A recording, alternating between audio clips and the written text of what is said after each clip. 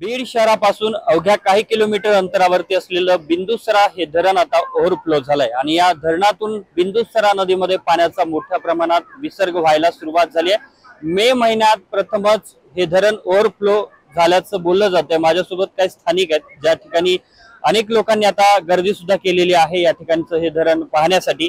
काय सांगाल तुम्ही, कधीपासून हे धरण पाहताय आणि मे महिन्यात आता ओव्हरफ्लो झालंय? सर 50 वर्षापासून आम्ही राहतो पालीचे रहिवासी, आम पालीचे येतं। आतापर्यंत मे महिन्यामध्ये कधी पाणी आलेलं नाही। असा महापूर आलता 91 ला आणि फार काही नुकसान झालं बीडमध्ये। अचानक पाणी आलतं, दिवस मालता जी पाऊस सुरू झाला तर 3 घंट्याच्या अवघे 3 घंट्यामध्ये महापूर झालता। त्या टाइमात जेवढे वरचे तळे होते त्या तळ्यामध्ये धनगरचे तळ फुटलं होतं। त्यानंतर जास्त पाणी वाढलं आणि त्यानंतर कर्जनीचे जे तळे आहेत ते बी ओव्हरफ्लो झालं आणि ढोकेवाडा आहे, ढोकेवाडीचं फुल झालं आणि करचोंडी तळ मोठा बंधारा आहे तो बी फुल झालता। त्याच्यानंतर एवढं पाणी आलं की बीड मध्ये अख्ख्या शहर मध्ये पाणी घुसलं होतं। आंबेडकर पुतळा जी आहे तर त्याच्या लेवलला पाणी चाललं होतं आणि समजे हानी तर जीव तर बरेचसे गेले, लेकिन जनावर काही माणसं वाहून गेले त्या टायमाला।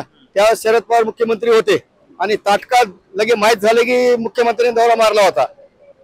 आता हे तर ओव्हरफ्लो झालेलं आहे धरण, हे पाणी आपण पाहतोय। मात्र आसपासचे जे धरणं तुम्ही फुटल्याला सांगितलं त्याची काय परिस्थिती आहे? आता सध्या आम्ही तिथं काय गेलो ना।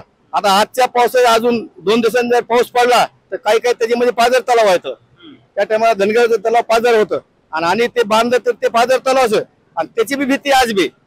पक्के तलाव बांधलेले नाहीत। आता परिसर काय गुत्तेदारी करतात, गुत्तेदार देतात आणि काम चांगलं होत नाही।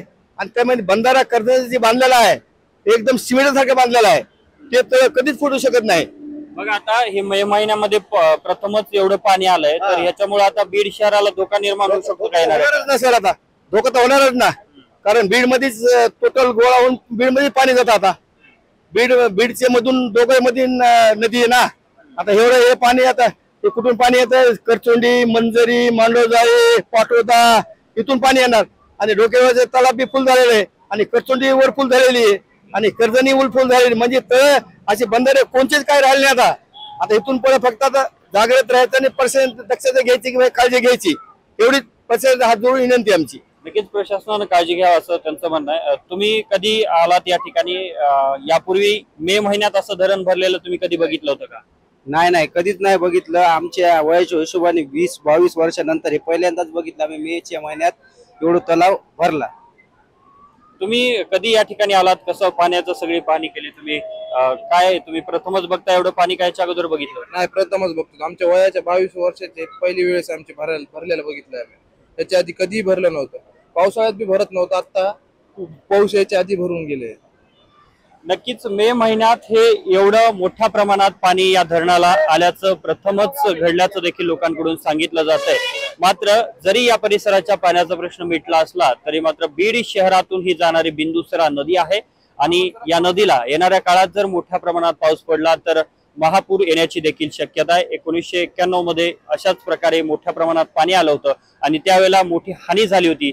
त्याची पुनरावृत्ती होईल की काय, अशा प्रकारची भीती देखील आता नागरिकांकडून व्यक्त केली जाते। यामुळे प्रशासनानं या संदर्भात आता काळजी घेण्याची देखील गरज आहे। कॅमेरामन विनोदसह मी अशोक काळकुटे, TV9 मराठी, बीड।